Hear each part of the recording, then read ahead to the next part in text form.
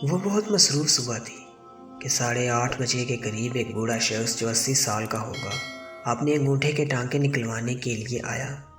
اسے 9 بجے کا وقت دیا گیا تھا، مگر وہ جلدی میں تھا کہ اسے 9 بجے کسی اور جگہ پہنچنا ہے۔ میں نے اہم معلومات لے لی اور اسے بیٹھنے کے لیے کہا، کیونکہ اس کی باری آنے میں 1 گھنٹے سے زیادہ لگ جانے کا اندازہ تھا۔ میں نے دیکھا کہ وہ بار بار گھڑی پر نظر ڈال رہا ہے اور پریشان لگتا ہے۔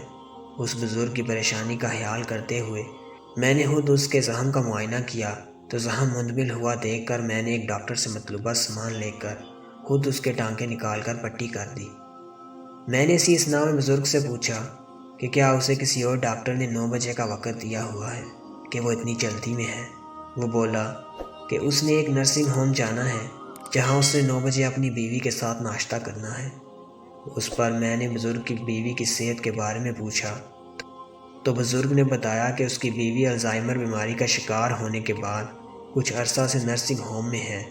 میں نے پوچھا کہ اگر وہ وقت پر نہ پہنچے تو اس کی بیوی ناراض ہوگی۔ اس بزرگ نے جواب دیا کہ وہ تو پچھلے 5 سال سے مجھے پہچانتی بھی نہیں ہے۔ میں نے حیران ہو کر پوچھا، اور آپ اس کے باوجود ہر صبح اپنی بیوی کے ساتھ ناشتہ کرتے ہیں حالانکہ وہ پہچانتی بھی نہیں کہ آپ کون ہیں؟ بزرگ نے مسکرا کر کہا، درست کہا، وہ مجھے جانتی نہیں مگر میں تو اسے جانتا ہوں کہ وہ کون ہے۔